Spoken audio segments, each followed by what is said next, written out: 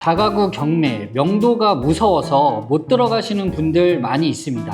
이 영상 하나면 임차인 7명 다가구 명도 기간을 절반으로 줄이는 방법, 끝까지 버티는 임차인 대응법, 이사비 협상 기준까지 다 가져가실 수 있습니다. 3분만 보시면 다가구 명도 앞에서 더 이상 겁먹지 않으실 겁니다. 바로 시작하겠습니다. 첫 번째 질문입니다. 다가구 명도 왜 그렇게 오래 걸리는 건가요? 라는 질문입니다. 결론부터 말씀드리면 대부분 순서를 몰라서 오래 걸리게 되는 겁니다. 명도가 오래 걸리는 이유는 크게 두 가지인데요. 첫 번째는 시작을 늦게 해서입니다. 많은 분들이 잔금을 다 내고 소유권 이전이 끝난 다음에야 임차인한테 연락을 시작한다라는 겁니다. 근데 이게 이미 조금 늦은 겁니다. 명도는 낙찰받은 그 순간부터 머릿속에서 시계가 돌아가야 합니다. 소유권 이전까지 한 달, 두 달, 거기서 명도 협의 시작하면 또 한 달, 두 달, 이렇게 뒤로 밀리면 반년이 그냥 지나갈 수 있다는 거죠. 두 번째는 임차인을 한 덩어리로 보기 때문입니다. 다가구는 임차인이 여러 명인데 이걸 한꺼번에 처리하려고 하면 막힙니다. 7명이면 7개의 다른 사정, 다른 성격, 다른 보증금 상황이 있습니다. 한 명이 버티면 전체가 멈춘다고 생각하시는데 사실은 그 반대입니다. 한 명씩 따로 떼어내어서 동시에 진행해야 빨라집니다. 쉽게 비유하면 이렇습니다. 줄이 7개인 매표소에서 사람들이 한 줄로 서 있는 겁니다. 창구를 다 열어서 동시에 진행하면 7배 빨라지는데 한 창구에서만 처리하니까 뒤에 있는 사람은 한없이 기다리는 거죠. 다가구 명도는 창구를 전부 동시에 여는 게 핵심입니다. 그럼 두 번째 질문입니다. 그럼 가장 빠르게 끝내는 방법은 뭔가요? 라는 질문인데요. 핵심은 하나입니다. 협의 명도와 법적 절차를 동시에 가는 겁니다. 많은 분들이 이걸 순서대로 생각합니다. 먼저 좋게 협의해보고 안 되면 그때 법으로 가자. 근데 이렇게 하면 협의에 실패한 시간만큼 통째로 날아가게 되는 겁니다. 빠른 사람들은 이렇게 합니다. 첫 번째, 잔금 납부와 동시에 인도명령을 신청합니다. 인도명령이 뭐냐면 별도의 소송 없이 낙찰자가 점유자를 내보낼 수 있게 해주는 법원의 결정입니다. 통상 한 달에서 두 달 안에 나오게 되고요. 중요한 건 이걸 협의가 안 됐을 때 신청하는 게 아니라 잔금 내자마자 미리 걸어두는 겁니다. 협의가 잘 되면 인도명령은 안 쓰면 그만이고 협의가 깨지면 이미 절차가 진행 중이라서 시간을 버리지 않는다라는 겁니다. 두 번째는요. 인도명령이 진행되는 동안 협의를 동시에 돌린다라는 겁니다. 법적 절차가 백그라운드에서 돌아가는 동안에 앞에서는 임차인들과 이사 협의를 진행하는 겁니다. 대부분의 임차인은 인도명령 결정문을 받으면 이제 진짜 내가 나가야 하는구나 라고 마음을 정할 수 있습니다. 협의 카드와 법적 카드를 동시에 쥐고 있으면 협상 속도가 완전히 달라질 수 있다는 겁니다. 쉽게 말하면 안전벨트를 매고 운전하는 것과 같다라는 거죠.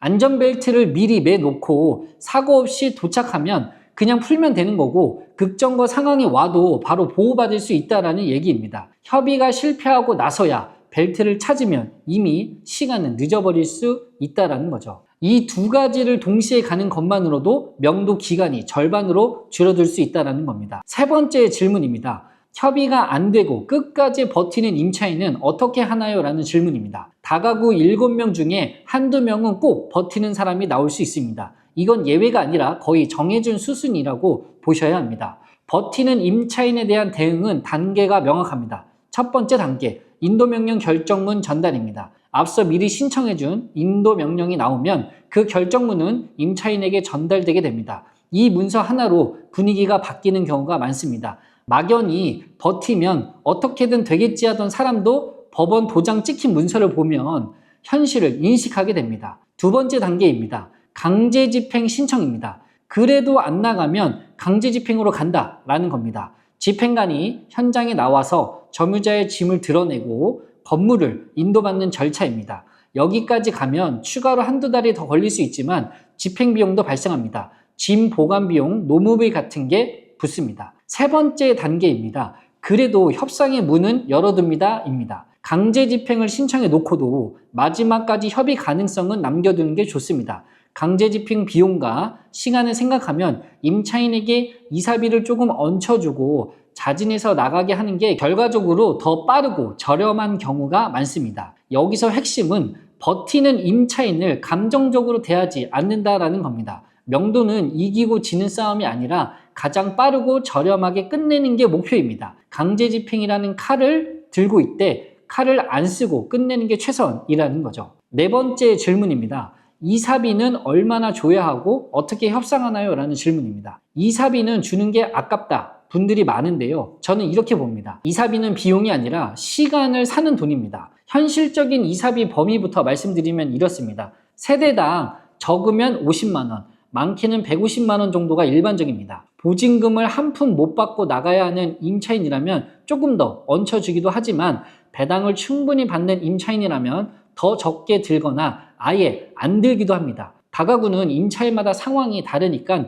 일률적으로 책정하지 마시고 세대별로 다르게 접근하셔야 합니다. 협상에서 가장 중요한 건 기준선을 미리 정해두는 겁니다. 강제집행까지 갔을 때 들어가는 비용을 먼저 계산해 보시고 집행비용에 그동안 나가는 대출 이자, 공실로 못 받는 월세까지 더하면 생각보다 큰 금액이 나옵니다. 그 금액보다 이사비가 적으면 이사비를 주고 빨리 끝내는 게 무조건 이득이겠죠.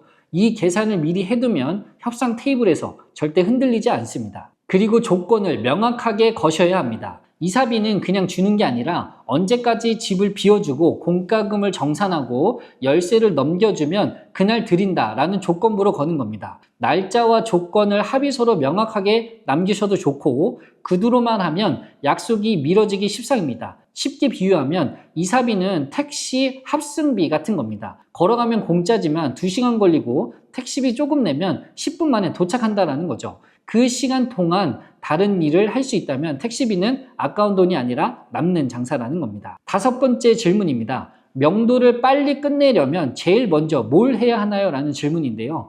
여기까지 들으셨으면 정리가 되실 겁니다. 딱 3가지만 기억하시면 좋을 것 같습니다. 첫 번째, 낙찰 직후부터 임차인의 정보를 정리하세요입니다. 매각물건 명세서와 현황 조사서를 다시 펴서 세대별로 임차인이 누구인지, 대항력이 있는 건지, 보증금은 얼마나 배당을 받는지를 표로 정리하셔야 합니다. 이게 명도 협상의 지도가 될 수 있고 배당을 충분히 받는 임차인은 순순히 나갈 가능성이 높고 한 푼도 못 받는 임차인은 버틸 가능성이 있습니다. 누가 쉽고 누가 어려운지를 미리 알고 들어가야 시간을 아낄 수 있다는 거죠. 두 번째는요, 잔금 납부와 동시에 인도명령을 신청하세요입니다. 이게 명도 속도를 가르는 가장 결정적인 선택입니다. 협의가 안 되면 그때 신청하자 이런 생각은 버리세요. 미리 걸어두고 협의를 동시에 돌리는 게 정석입니다. 세 번째는요, 임차인 한 명 한 명에게 직접 접촉하세요입니다. 다가구는 세대마다 따로따로 접근해야 합니다. 연락처를 남기고 한 명씩 대화하고 각자의 사정에 맞춰 협상하셔야 됩니다. 일괄 통보로는 절대 빨리 끝나는 게 어렵습니다. 결국 명도는 사람과 사람 사이의 일이라서 직접 만나서 이야기 나누는 사람이 가장 빠르게 끝낼 수 있습니다. 이 3가지만 지키면 7명이 있었던 다가구도 충분히 빠르게 정리할 수 있고 그 이상의 임차인도 명도는 무서운 게 아니라 순서를 모를 때만 무서운 거다라고 알게 되실 겁니다. 오늘은 다가구 경매에서 명도를 최대한 빠르게 끝내는 방법을 정리해봤습니다. 명도가 두려워서 좋은 물건을 놓치는 분들이 간혹 있습니다. 근데 순서를 알고 협의와 법적 절차를 동시에 돌리고 한 명씩 직접 접근하면 명도는 생각보다 빨리 끝납니다. 명도를 다룰 줄 아는 사람에게는 그 어려움이 오히려 경쟁자를 걸러내는 필터가 될 수 있다는 겁니다. 오늘 영상이 도움이 되셨다면 구독과 좋아요 부탁드리고요. 같이 건물 경매 공부하는 카톡방 만들어 놨습니다.